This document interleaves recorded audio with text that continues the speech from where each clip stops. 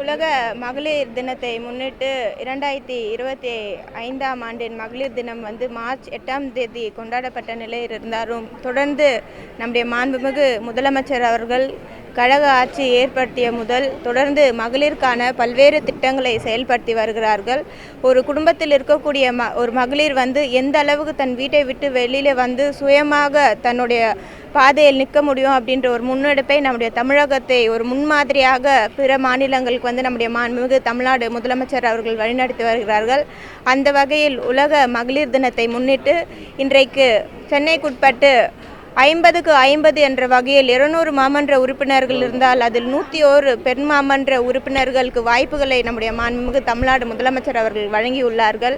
அதன் அடிப்படையில் மாநகராட்சி உட்பட்ட பெண் மாமன்ற உறுப்பினர்கள் இணைந்து தமிழ் மகள் என்ற தலைப்பில் நம்முடைய சென்னை மாநகராட்சிக்கு உட்பட்ட கல்லூரி மாணவர்களுக்கிடையே பேச்சு போட்டிகள் நடைபெற்றது. இந்த பேச்சு போட்டிகள் முதற்கட்டமாக 10 கல்லூரிகள் தேர்ந்தெடுக்கப்பட்டு அந்த கல்லூரியிலிருந்து ஒரு மாணவருக்கென்று ஒரு தலைப்பு வழங்கப்பட்டு அந்த தலைப்பில் மாணவர்கள் உரையாற்றினார்கள். அதன் பின்னர் கூடுதலாக ஒரு 8 காலேஜ்கள் நாங்களும் பங்கேற்கிறோம் அப்படின்ற ஒரு முன்னெடுப்பில் வந்தார்கள். இன்றைக்கு நிகழ்ச்சியின் போது 18 கல்லூரிகள் இந்த நிகழ்ச்சியில் பங்கு பெற்றனர். 18 மாணவர்கள் இங்கு அவர்களுடைய கருத்துக்களை பதிவேற்றிருந்தார்கள். இவர்கள் முற்றிலுமாக பொதுமக்களிடையே இருக்கக்கூடிய ஒரு மாணவர்களாக இருக்கிறார்கள். மாண்புமிகு தமிழ்நாடு முதலமைச்சர் அவர்கள் பெண்களுக்கான எவ்வளோ திட்டங்களை எடுத்து வந்திருக்கிறார், அந்த திட்டத்தின் மூலியமாக எவ்வளோ பெண்கள் பயனடைகிறார்ன்ற வகையில் ஒவ்வொரு மாணவர்களும் அவங்களுடைய கருத்துக்களை இங்கே பதிவிட்டிருக்காங்க. அடுத்த தலைமுறையினர்கள் எந்த அளவுக்கு கல்வி சுதந்திரம் தேவை அப்படின்றத கண்டறிந்து இன்றைக்கு நம்முடைய மாண்புமிகு முதலமைச்சர் அவர்கள் புதுமை பெண் திட்டம் மூலமாக பல்வேறு மாணவர்கள் தன்னுடைய படிப்பினை தொடர்ந்து படிக்கக்கூடிய சூழலை இன்றைக்கு தமிழகத்தில் ஏற்படுத்தியிருக்கிறார்கள். ஒரு காலத்தில் படிப்பே படிக்கக்கூடாது என்று பெண் மாணவர்களை ஒதுக்கியிருந்த சூழலை மாற்றி இன்றைக்கு பெண்களும் கல்வி கற்க வேண்டும் என்ற வகையில் பெண்களை ஊக்குவிக்கும் வகையில் இந்த புதுமை பெண் திட்டம் இருக்கிறது.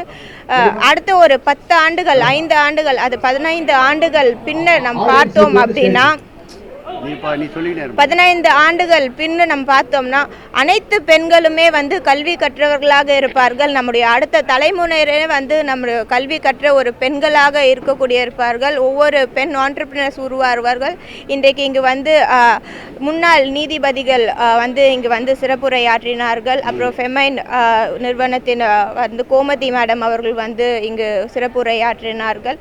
இப்படி பெண்கள் சாதித்த துறையிலிருந்து பல்வேறு பெண்கள் இன்றைக்கு அவங்களை கருத்துக்களை பதிவித்திருந்தார்கள். ஒரு பெண் தன் வீட்டிலிருந்து வெளியில் சுதந்திரமாக செயல்பட வேண்டும் என்றால் அதற்கு நம்முடைய சமுதாயமும் நம்முடைய ஜனநாயகமும் எந்த அளவுக்கு ஒத்துழைக்க வேண்டியது. அப்பேற்பட்ட களத்தை இன்றைக்கு நம்முடைய மாண்புமிகு தமிழ்நாடு முதலமைச்சர் பெண்களுக்காக வடிவமைத்து வழிவகைத்து இன்றைக்கு நம்முடைய தமிழகத்தை நடத்தி வருகிறார்கள்.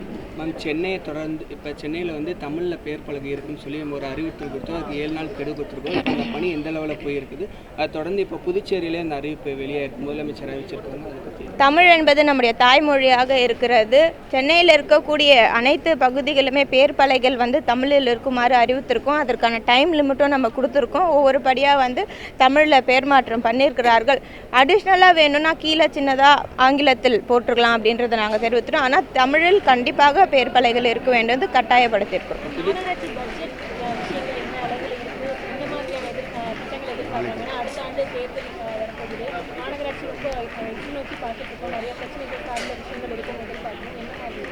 மாண்புமிகு தமிழ்நாடு முதலமைச்சர் அவர்கள் ஆணைக்கிணங்க தொடர்ந்து ஒவ்வொரு ஆண்டும் பல்வேறு வளர்ச்சி திட்டங்கள் இந்த நிதிநிலை அறிக்கையின் பொழுது கொண்டு வரப்படுகிறது.